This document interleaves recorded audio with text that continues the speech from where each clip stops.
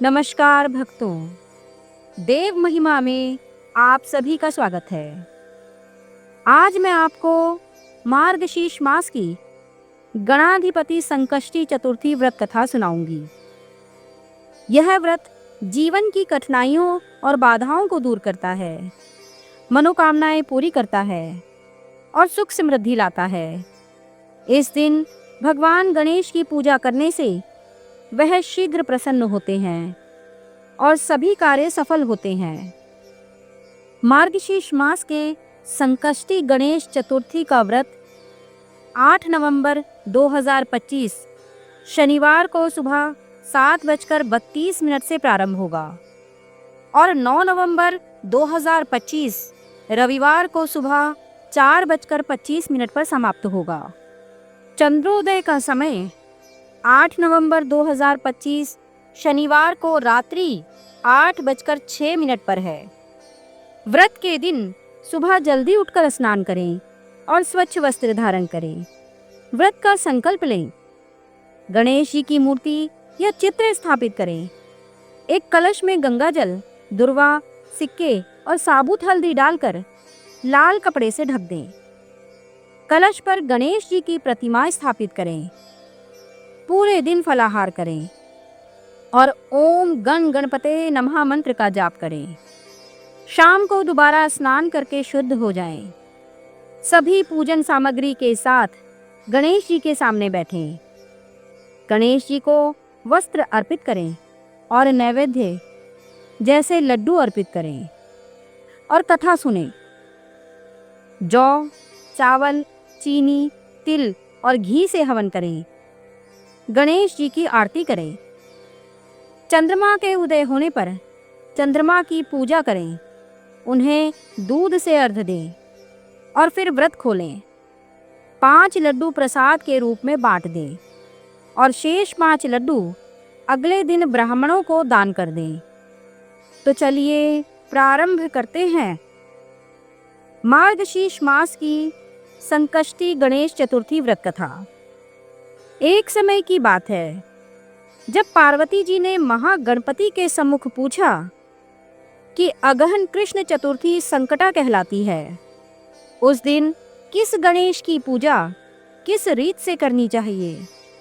माता पार्वती के प्रश्न के उत्तर में महागणपति ने कहा, हे हिमालय नंदिनी, अगहन में पूर्वोक्त रीति से गजानन नामक गणेश की पूजा अति शुभ रहती है। पूजन के पूर्ण होने पर प्रभु गजानन को अर्घ्य अर्पित करना चाहिए। दिन भर का व्रत अनुष्ठान करके पूजन के बाद ब्राह्मण को भोज करवाना चाहिए। उसके बाद जौ, तिल, चावल, चीनी और घृत का एक शाकला बनाकर हवन करवाना चाहिए। इस हवन के माध्यम से यजमान अपने शत्रु को वशीभूत कर सकता है। इस कथन को सार्थकता प्रदान करने हेतु एक प्राचीन इतिहास मैं आपको सुनाता हूँ। यह त्रेता युग की बात है, जहाँ दशरथ नामक एक परम प्रतापी राजा हुए थे। राजा दशरथ को आखेट अति प्रिय था। एक बार आखेट की खोज में राजा ने श्रवण कुमार नामक एक ब्राह्मण पर शब्द भेदी बाण चलाकर उसकी हत्या कर दी थी, जिसके परिणाम स्वरूप उस ब्राह्मण कुमार के अंधे माता पिता ने राजा को मरते समय एक कठोर श्राप दिया।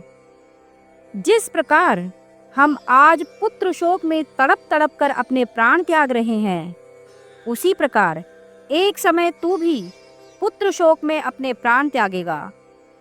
राजा को मिले इस श्राप के चलते वो बड़े चिंतित हुए।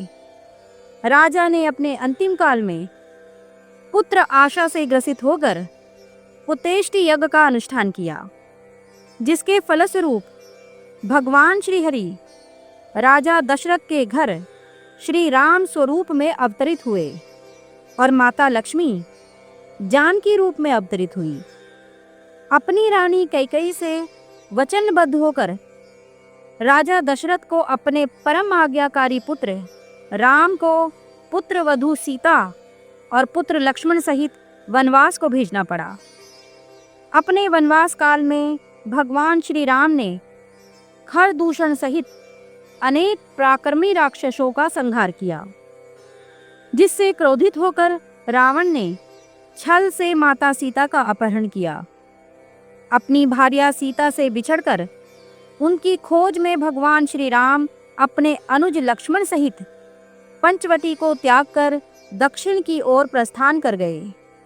वहीं आगे जाके वो ऋषिमुख पर्वत आ पहुंचे और वनराज सुग्रीव से मित्रता की।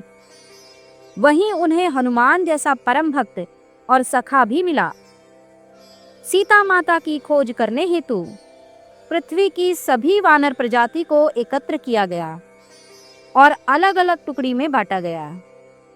दक्षिण की ओर हनुमान और अंगद जैसे परम वीर वानरों की टुकड़ी को भेजा गया।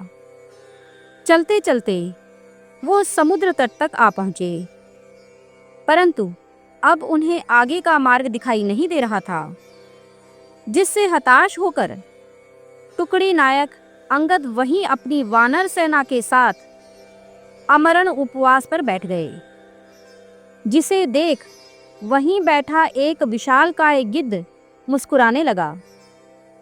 तब सभी ने अपने मन की व्यथा व्यक्त की। व्यथा में इस गिद्ध को अपने भाई जटायु का नाम सुनाई दिया और फिर वो भातृ प्रेमवश अपना परिचय देते हुए कहने लगा, हे वानरों, आप कौन हो और आप मेरे भाई जटायु का नाम क्यों स्मरण कर रहे हो? तब वानर सेना नायक अंगद ने उन्हें सारी वार्ता स्पष्ट की। तब उस गिद्ध ने कहा, हे परमवीर वानरों, मेरा नाम संपाति है। जटायु मेरा अनुज है। आप जिस माता सीता की खोज के लिए निकले हैं, मैं जानता हूँ कि वो इस समय कहाँ है। वो इस समय इस समुद्र के उस पार लंका नगरी में स्थित अशोक वाटिका में एक वट वृक्ष के नीचे गहरी चिंता में बैठी हुई हैं। गिद्धराज के ये वचन सुन सभी वानर चिंता में डूब गए। उन्हें अब पता तो चल गया था कि सीता माता कहाँ है, परंतु उन तक भगवान श्री राम का संदेश कैसे पहुंचाया जाए? इस विशालकाय समुद्र को कौन वानर लांघ कर उस लंका नगरी में जाने को सक्षम है? जिसके उत्तर में गिद्धराज संपाति ने कहा, हे वीर वानरों, चिंता ना करें। माता सीता तक भगवान श्री राम का संदेश पहुंचाने के लिए केवल एक वानर आप सभी में से सक्षम है। वही प्रतापी वानर इस विशालकाय समुद्र को लांघकर उस पार जा सकता है। सभी वानरों ने तब गिद्धराज से कहा, कृपया आप उस वानर का नाम हमें बताने की कृपा करें। तब गिद्धराज संपाति ने पवन पुत्र हनुमान जी का नाम लिया। हनुमान जी ने अपना नाम सुना और वह चिंता में आ गए और गिद्धराज से पूछने लगे, हे गिद्धों में श्रेष्ठ संपाति, आपको ऐसा क्यों लगता है कि मैं ही इस कार्य के लिए उपयुक्त हूँ? मेरा मार्गदर्शन करें। उत्तर में संपाति ने कहा, हे पवन पुत्र, इन सभी वानरों में केवल आप ही इस कार्य को करने में सक्षम हैं, परंतु इस कार्य को करने के लिए आपको भगवान श्री गणेश की आराधना करनी अति आवश्यक है।